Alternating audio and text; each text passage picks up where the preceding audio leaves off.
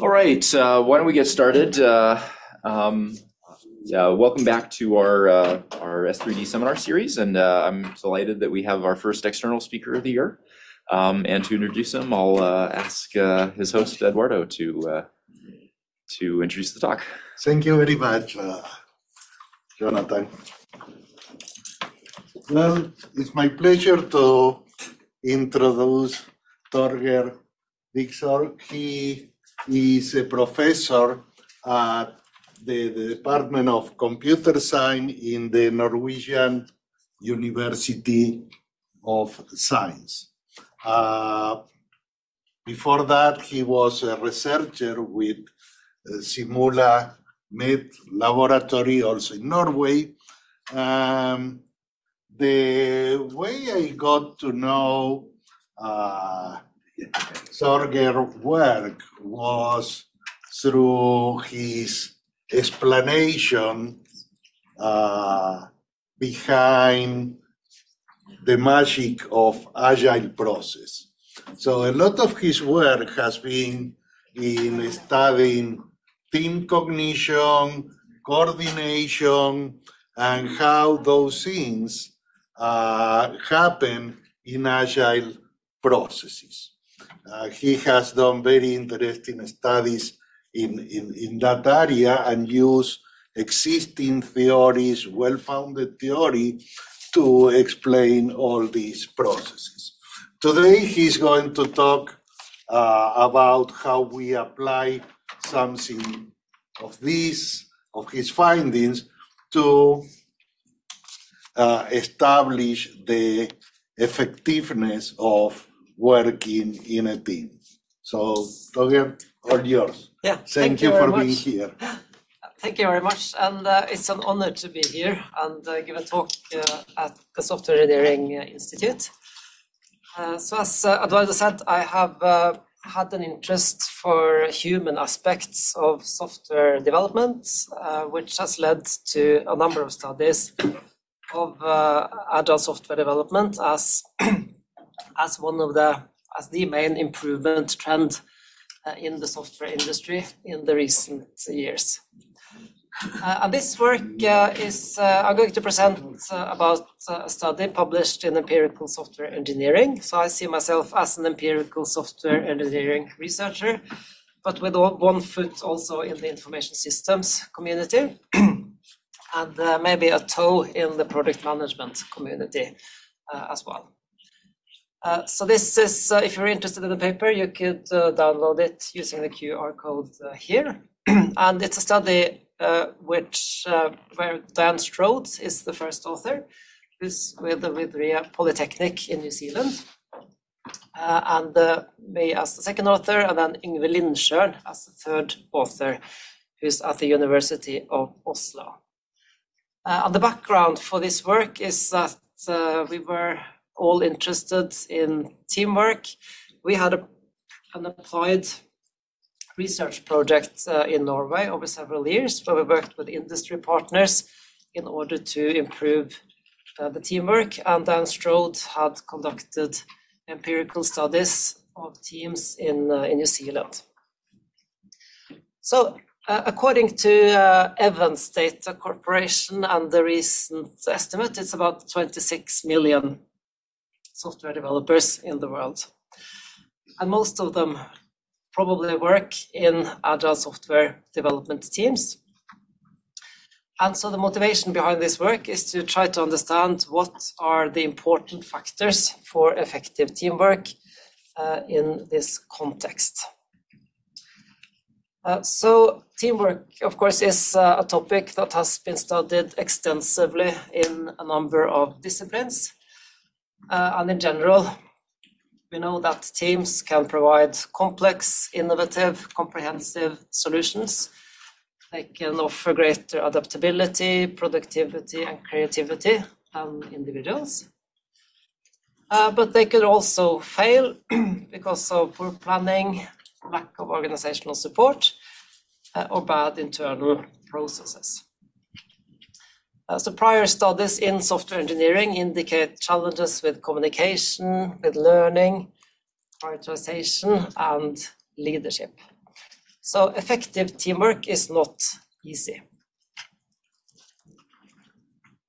There's been several calls for more research on teamwork. Here you see one, but also practitioners have had a lot of interest in teamwork. So in a recent book, Team Topologies by Skelton and Pice, they state that the speed, frequency, complexity, and diversity of changes needed for modern software-rich systems means that teams are essential. And here you see a statement from the keynote that Grady Booch had at the Future of Software Engineering, called the Future of Software Engineering, at the International Conference on Software Engineering in 2015, where he calls for more studies on teamwork and also more interdisciplinary work in this area. So why is this important? When Agile methods appeared, with methods such as extreme programming and Scrum, they put emphasis on teamwork. So one of the principles behind the Agile Manifesto is that the best architectures, requirements, and designs emerge from self-organizing teams. And this was, at least in my context, working with process improvement in Norway around that time. Many people were working quite individually and certainly not as tight as you would work together in an agile software development team. So just a little bit more about agile software development before we come back to the topic of teamwork. So when I learned software engineering at my home university, we learned to plan upfront and specify upfront what was to be made, and then integrate components into a full system, but usually after quite some time. So this is illustrated here in a slide borrowed from Henrik Nyberg, where you show that you do different components, put them together. You have a customer who is not very happy in the beginning, but gets happy in the end. And then the Agile community came with ideas that you can develop a high-quality product in an evolutionary manner by starting to make something simple, and then you build on that, and you provide some value early. And hopefully you will, through that process of iterating on the solution, you will get to know more about the requirements of the customer and understand that and get a more happy customer in the end. And in order to do this, you work in a team and a cross-functional team where you bring together specialists and experts on different domains, and you work intensively together to provide then a cohesive software system that is to solve a business or a social problem. And in recent years, I think it's been more and more cross-functional teams. So things like security, for example, was not so often handled at team level 10 years ago or 15 years ago. You have DevOps, where you bring operations into the team, and you also have many instances where you bring business people into the team in BizDev development. And there's also new concerns that make the teamwork more challenging, like having to deal with the long-term broader effects of a software system with more emphasis on this broader sustainability of software products. But it has been challenging then to work in this context. So here's some quotes from a very early study on teamwork in an organization that had just introduced agile development methods. So here you had a Scrum Master who said that they could not afford having several people knowing about or doing work on the same area. So they would organize their work according to the different technical modules that they had in the system they were producing. So he said that let the person who knows the most about the task solve it. We can't afford having several people doing the same thing in this project. So although we use Scrum as an agile method, we need to continue working as we did before this introduction. But then later in this project, they had problems in a module. And the Scrum Master then stated in an interview that there are problems in one module, but developers don't want to fix the problem other than the one who actually wrote the module in the first place. So that meant I had to wait quite a bit before fixing these problems. And towards the end of this project, a developer stated that it's chaotic now. We work long hours, but I don't do too much. I've done what I was supposed to, and I cannot help them. I don't know anything about what they're doing, so it doesn't help if I try. So this person was working on another module than where they had problems towards the end. There was also other challenges here. So one developer stated that when we discover new problems, we feel we own them ourselves, and that we'll manage to solve them before the next meeting tomorrow. But this is not the case. It always takes longer time. And just to add a little bit on challenges that might appear in teamwork, here's an observation of a daily stand-up meeting. So where a developer says the customer databases will be used by several applications.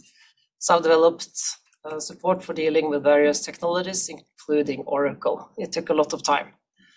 And the Scrum Master said, didn't we agree on postponing this? And the developer says, we need this later, and now it's done. This would, as you know, not be in line with, with principles in agile development, but showing this to people in different organizations, they recognize a lot of these situations in their own context. And finally, one more quote. When it comes to the daily Scrum, I don't pay attention when Anne is talking. For me, what she talks about is a bit off the topic, and I cannot stay focused. She talks about the things she is working on. So they really had problems here working together as a team. Okay, so what is then what is a team? Here's a much used definition of a team. So it has several characteristics. So 2 or more individuals, which is usually the case in an agile development teams, where you have this golden rule that 7 plus minus 2 is a typically good size for a development team. You do perform organizationally relevant tasks. So if you're a Scrum team, for example, you would have a backlog with things that you're going to work on. There would probably be a vision for a system that the product owner will have. So you also share goals in then trying to achieve a certain number of these features within a sprint or 2 than if you do development with Scrum. And you interact socially, and that might depend a bit on the type of agile methods you're using. So in Kanban, for example, there'll be fewer ceremonies or arenas to meet and discuss than in Scrum. There will typically be task interdependencies, so there'll be a joint goal, and there will be resources that you depend on within the team and maybe also outside of the team. And you would typically have someone maintaining and managing boundaries. For example, in Scrum, you would have a facilitator on the team, a Scrum Master, who would then try to protect the team so the team can focus on their engineering work and not be too much disturbed by others. Of course, the team is typically embedded in an organizational context. So the organization will typically have ideas about the architecture of the system that you're going to develop. They might have restrictions on the types of tools, programming languages that you could use. So an Agile team would then typically be clearly what we define as a team in the teamwork literature. Although, as we saw in the statements previously, many might act more like a group, which is not as cohesive as a team. Okay, so we were interested in team effectiveness. So what is then team effectiveness? Let's start by team performance. That is usually defined as the outcome of the teamwork.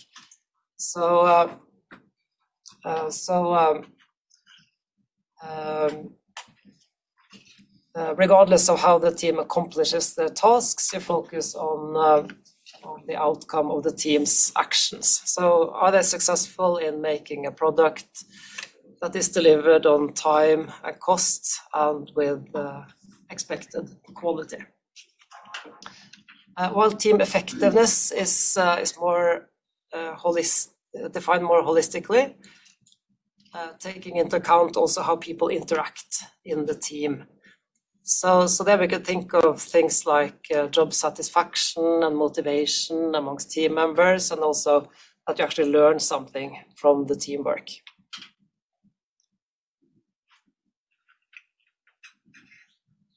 So what advice do we have available then on teamwork for an Agile software development team? Okay, so you have some advice available in the Agile Manifesto and the principles behind the Agile Manifesto. Further, there's a lot of advice available in blog posts. For example, here's one post from people behind Scrum about characteristics of a successful team.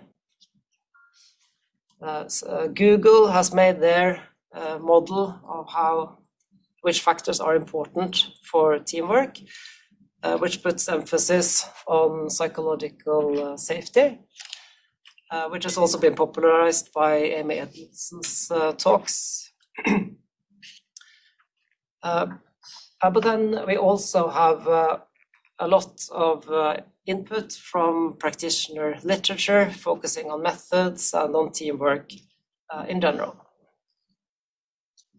Further, we have a number of models from research. We have the input process outcome model, which is used a lot in organizational psychology, looking at all the different factors about team composition, for example, and what could happen then to a team, and then what outcomes you could expect from the teamwork. You have other models here's one published in Organizational Science, where you have 6 factors called the teamwork quality factors. So you have communication, coordination, balance of member contribution within the team. And then this influences team performance and also team members' success. And finally, you have a number of other models, but also one from organizational psychology called the Big Five model, developed by Salas et al. At the University of Florida, where they say that you have 3 coordination mechanisms and then 5 other factors which are important to effective teamwork. So it's a lot of advice available, but then the question is, if you are a development team, how could you make use of this advice? So our motivation was to try to make this a bit easier for practitioners and also for researchers working on studying software teams and especially then agile development teams. And what we sought out to do was to identify coordination mechanisms, core components, and what we call behavioral markers for effective teamwork in agile software development. So what's I'll come back to coordination mechanisms and these components, but a behavioral marker might be new for most. So it's a description of a specific observable behavior, not an attitude or personality trait. And it's usually written in a language understandable to the people who are conducting some work in a domain. So these behavioral markers could be used then by, for example, a development team in trying to understand how well are we doing when it comes to certain core components that are important for team effectiveness. So we wanted to develop or to tailor a team effectiveness model to this context of agile software development.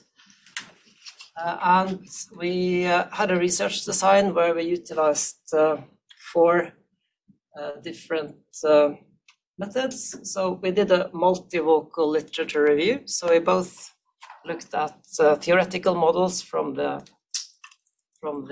general teamwork literature and specific studies about the context of agile software development. And in addition to that, we looked also at gray literature. So practitioner books, blog posts like the model from Google, which has not been peer reviewed to my knowledge. So we also included things like that. We conducted a focus group study. So this is a method in order to gain a lot of insight quite quickly. So we gathered people and brainstormed with them on what do you think are the most important things when it comes to effective teamwork. Further, we had case studies that brought in more depth. So typically in a focus group, you will cover breadth in your data collection, but a case study could then show you what was happening more over time in certain contexts. And then we used these data sources to try to build a theory, so in the form of a team effectiveness model. But we started out with one existing team effectiveness model that we thought was most promising and modified that to our context.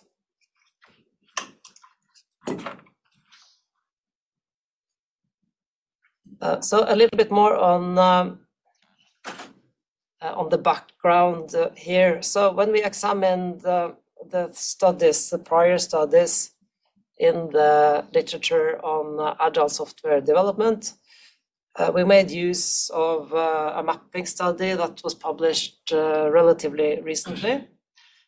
And then we looked at the primary studies published recently and main findings. So we have primary studies that, for example, show that social agile practices, so meaning daily meetings, pair programming, reviews and retrospectives, positively influence psychological safety transparency, communication, and ultimately productivity. And then we have other studies, so like the second one here, teamwork quality, so coordination, cohesion, and learning mediates the relationship between task interdependence and project performance. And finally here we have Scrum and extreme programming practices improve both formal and informal communication. So those are examples of studies that we would use then in developing this modified team effectiveness model. So there are a number of concepts identified here in this literature. So things like psychological safety, communication, as mentioned, also emphasis on face-to-face communication, and also things like contributions to well-being in the team. So we used that, and in the focus group work, we would brainstorm with groups of people, 22 focus groups with 4 to 6 persons participating. So in total we had 111 people participating in these groups.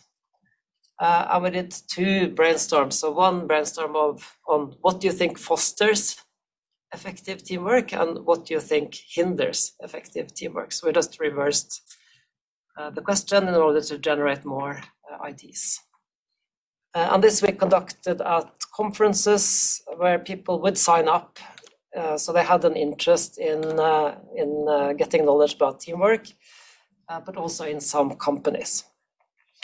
So it was mainly software developers who participated, but also Scrum Masters, team leaders, and some project managers. And of these, most were using Scrum as the development process, which is still then the mainly used Agile development method, followed by Kanban amongst our informants, lean software development, and extreme programming. So these people were working in teams with team sizes from 3 to 20 members. The average was 8.4 people in each team. And then we collected we brainstormed on these factors and collected stickers from them. And in total, we got 1,426 different stickers that we then worked in the focus groups to organize according to one team effectiveness model. And then we used that information in addition to the literature review and the case study material. And we took the Big 5 in teamwork model from the University of Florida and refined that by rephrasing some of the titles of the components in the model to make it more appropriate for the context of Agile software development. And we also revised the behavioral markers that exist for each of these components and coordination mechanisms in the model. So I'll briefly go through this model now, and then I'll tell you a little bit more about how we worked on revising this model. And then we can open up to questions after that. So in this model, you have 3 coordination mechanisms. On your right, you have communication. So in order to work well together, you need to communicate well. In the bottom middle, we have mutual trust. If you don't trust each other within the team, you get into extra work that is not efficient. Shared mental models, so you need a shared understanding of the work that you're going to do. So what would be the product, the tasks, how should we work together, what do others know in the team that you have. So this would be then coordination mechanisms. And then you have 5 other factors which in this model influence team effectiveness. And of course, there are many other factors that are important, but here it's a selection of 5. And we selected this starting point with the Big 5 model, as it is a research-based model, and it's also a model that focuses on having a team and trying to make the best out of the team you have. So it doesn't focus on which types of personalities are optimal for the team, or which types of roles should you make sure that people are comfortable with for good teamwork. It just says that, okay, take the team you have, and then you can work on these components in order to work more effectively together. So here from the right, we have the components of team orientation. So putting emphasis on the team goals rather than the individual goals of the participants. We have adaptability, so that you're able to adjust the work of the team if you lose a team member or if you gain a team member. And in the middle, redundancies, so overlapping knowledge in the team. If someone has much to do, that person could be supported by someone else. Further, we have peer feedback, so that the team is able to self-correct. So give feedback to others before it is shown to someone outside of the team, which might be a more cumbersome process to get things corrected. And finally, to the left, we have shared leadership, which is then in Agile teams, you are a self-managing or self-organizing team, but you need some leadership functions in order to keep people motivated in the team and make sure that you assign resources to the most important tasks and so on. So those leadership functions needs to be taken care of, even though you don't have a formal leader. So this is the model, and then we have described then on a more lower level the input we got from the focus groups, and we've described also what material we got from the case study, and combine this then with findings from the literature in order to revise both the titles of the components and these behavioral markers.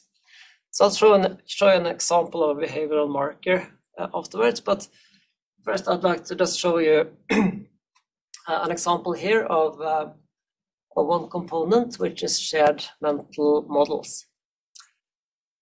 So here you see things that participants in the focus group think fosters team effectiveness and things they think hinder team effectiveness. And we have here things like common understanding of goals. And there were many then, we were brainstorming the stickers. So we got stickers on agreement of goals, common goals, clear vision, and things that would hinder lack of common goals, no common goal, unclear goals. And then we had common understanding of tasks, common understanding of the process, common understanding of the product, and there were also some other things that did not get that many stickers in the brainstorm, like common understanding of roles, customer needs, co-location, and knowledge of scope. So this was at least the data material that we would then use in refining the component and behavioral marker. And to get to the behavioral marker level, here you see the original model, and on the right you have the model that we made based then on this input. So some things we did not change, we just kept. So, for example, anticipating and predicting each other's needs in the team. So that we found support for in our material and in the previous studies in Agile development. But we took one behavioral marker and tried to make that more precise and fitting the context of Agile software development by defining that we need a common understanding of goals, tasks, work process, product, individual skills, and expertise. And so we repeated this then for all the other components in this model. I won't bore you with going through all the other components, but if you're interested, it's documented then in the paper. And in the end, we show this model that we ended up with. We also have a version, so the journal article here is 50 pages and quite a lot of details, but we have a magazine version where we just show the model and the behavioral markers and make the main arguments for the model. So here we have short definitions of the coordination mechanisms, and you see the behavioral markers on the right.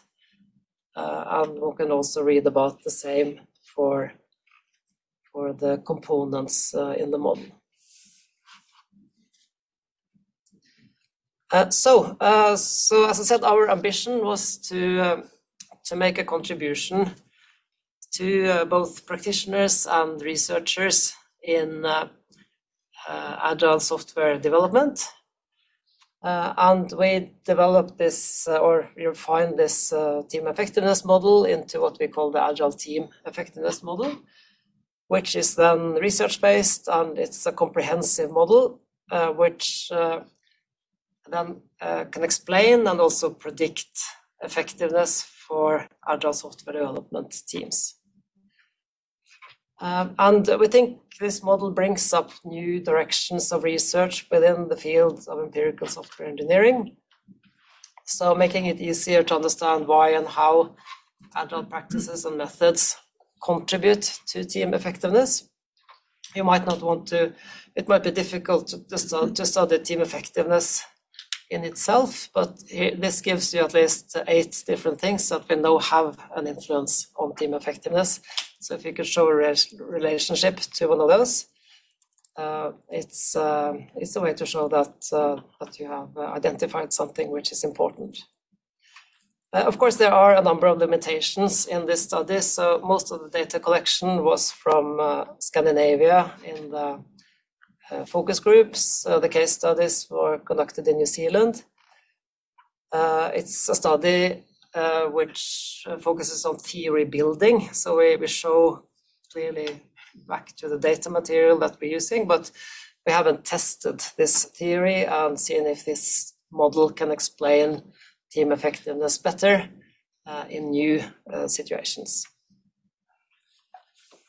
It's also compared to the original Big Five model. It's a bit simplified a bit. In that model, they also have relationships between the different components, but with our data material, we did not think we could show these relationships. So we think we have a model which can be useful for team members, Agile coaches, and leaders in software organizations, which can, for example, be used in retrospectives or other situations where you want to understand your working and improve on your teamwork, and maybe help you then understand underlying reasons for things that work well or things that could be improved. So that is the conclusion of this talk. If you're interested in reading the magazine version, there's a QR code here for that one. We were inspired by the British band Franz Ferdinand, who had an album called Right Thoughts, Right Words, Right Action. So the title of the magazine version is Right Thoughts and Right Action. So thinking that if you have this model in your head, you might be able to identify more easily relevant improvement initiatives in your team than if you don't have such a research-based model, I might rely on other types of advice that you will find available.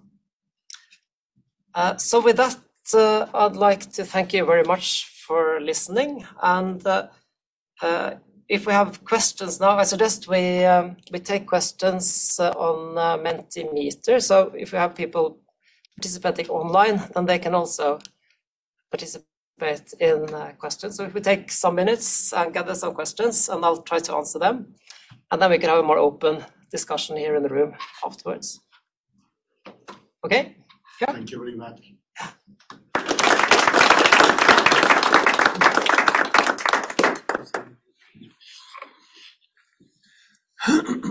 Yeah, so if you have any questions now, if you go to menti.com, and there's a code here in small print on the top.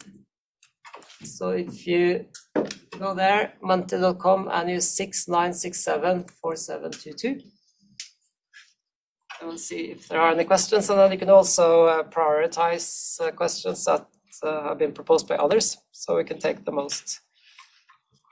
highest prioritized questions, and then we can open up to so maybe wait a bit with questions in the, yeah, let's take some here first if we get.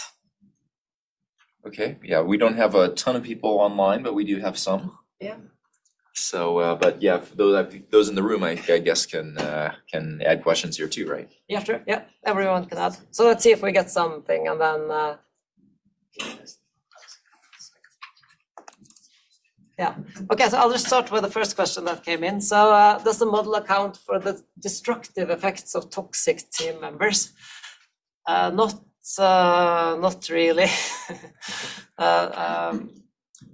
So it's more emphasizes the positive things of the factors that should be in place for having a good and effective teamwork. So handling particular problems, such as having a conflict in a team, for example, it's something we discuss, but there are probably other sources that will help you more than this general team effectiveness model, if you run into that kind of problems. Very good. We can open up to questions here now. It doesn't seem to be more coming online. Yeah. So how do you think about the team skills will affect the team framework? Like engineering skills may require such trainings on certain technology or topics because it's affect the team effectiveness. I don't see a skills or training in your framework. Yeah, that's a good question. Of course, you would need the skills needed in order to accomplish the tasks that the team would have. But we have not specified. I think that would be different for different types of teams. Also, what kind of skills would you need?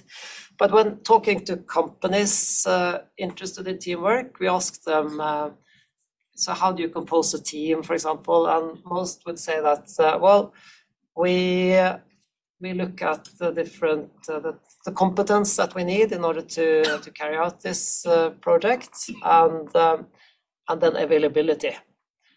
And then we don't have the luxury of, for example, choosing personality types or roles or other things. So of course, I think that probably should come first. That you need to know what you're going to do, or at least need to learn it.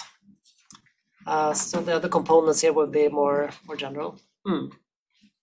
That's a good point. I think that, yeah, what question here first? Yeah, so it's a very basic question. We talk about effectiveness of teams, but I was wondering effective with respect to what? Yeah. So there can be, many different outcomes that an organization cares about, the team might care about, or, an individual member might care about. Yeah.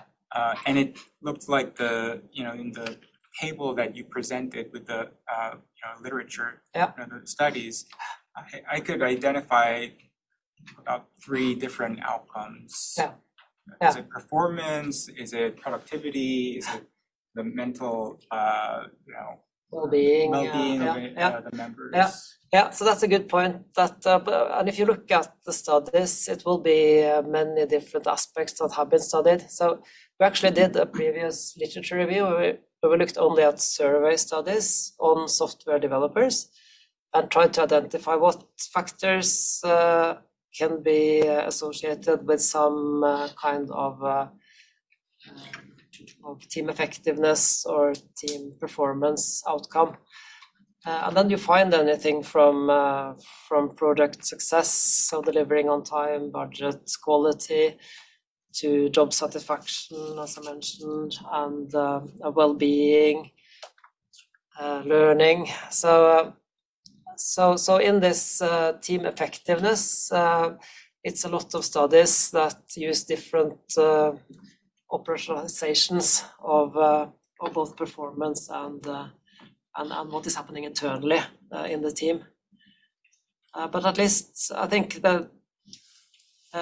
it's difficult to go to a lower level, but at least for the studies on agile software development, you get down to a very low number of studies if you do that.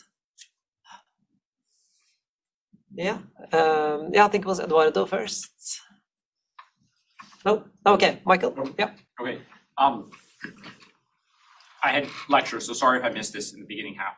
But thinking about this, kind of applying it to student teams, oftentimes the incentives for students are very different than for professionals, right? They don't really care about the rest of the team; they just care about their own grade. Yeah.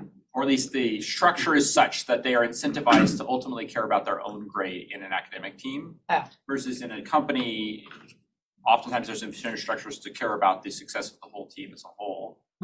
Have you observed any differences in that motivation when it comes to agile teams, or have you any thoughts about that? Yeah, we have studied, say, larger programs where you have people participating from consulting companies and internal employees as well.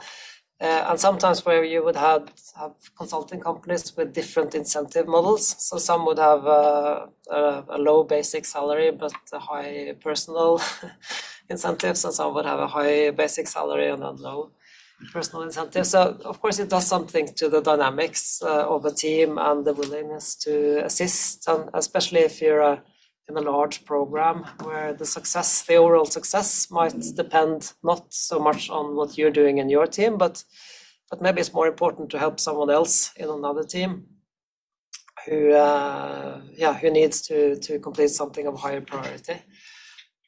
So that is really challenging, but we have not really gone into that. And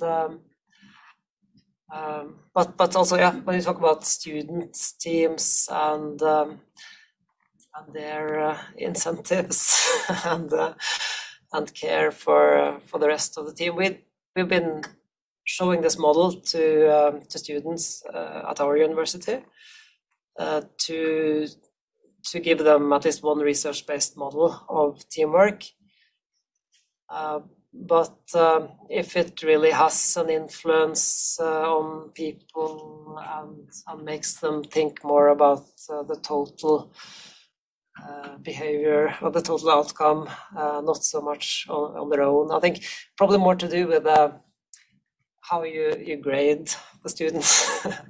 And when, for example, doing portfolio assessment, that deliverables, if they are clearly at group level, you at least try to make them perform as a group. Yeah, did that answer your question? Yeah. Okay, yeah. Eduardo?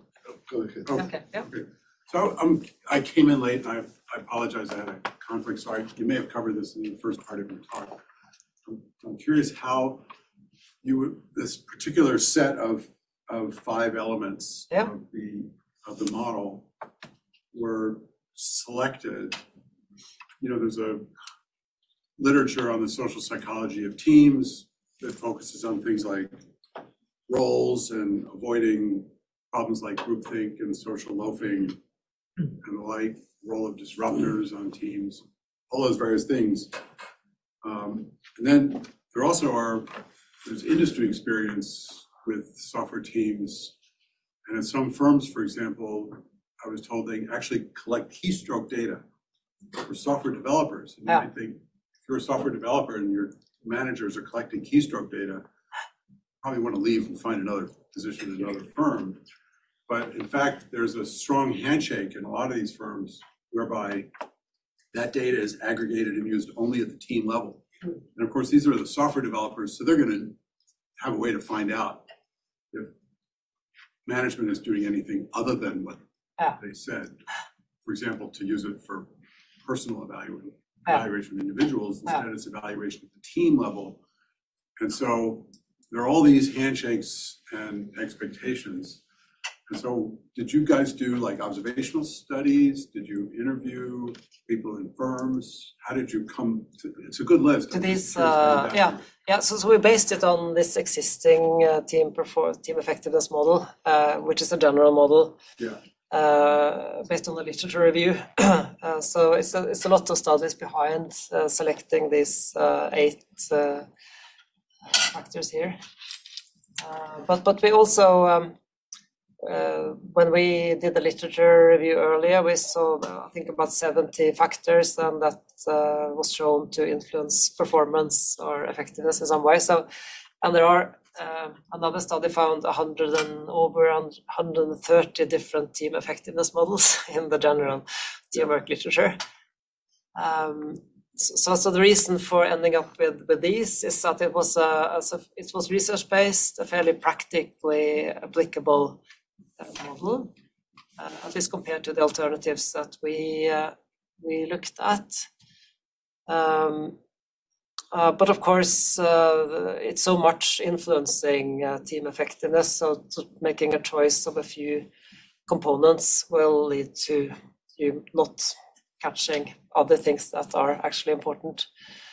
But the reason or an argument for maybe looking at this model now is that now many software companies have looked at the Google model now for a number of years, and I think you don't do anything wrong with the working with the factors there. But maybe it's okay once in a while to look at other things that we actually know can be routed back to team effectiveness.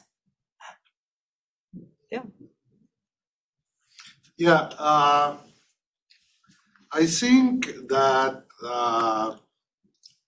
there may be something here that address the questions like Michael and the questions about the toxic people, which is the literature on control.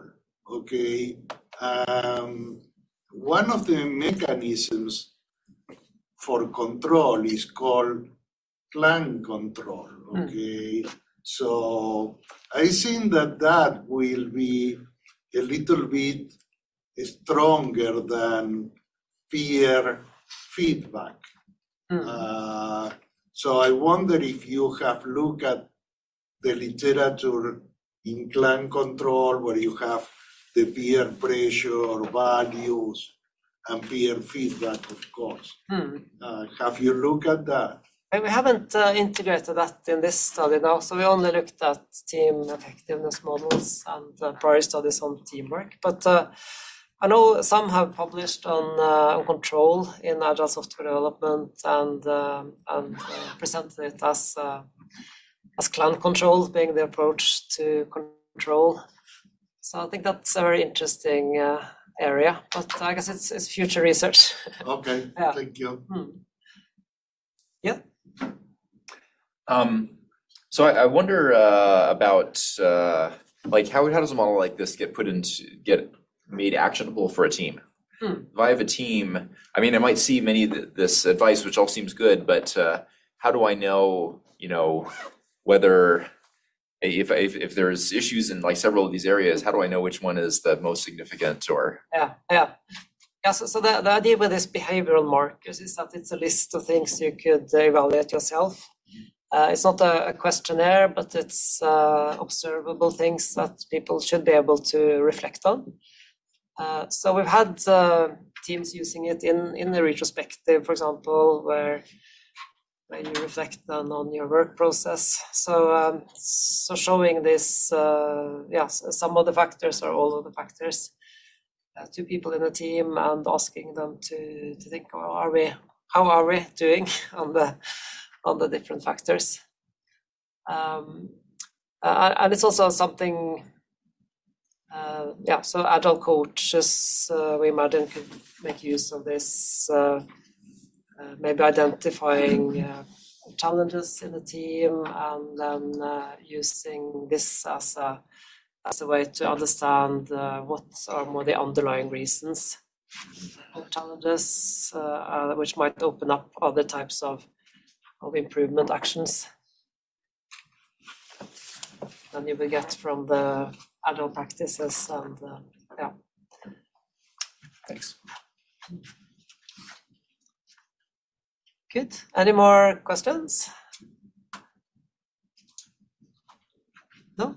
I think thank you very much for listening. Thank you very much.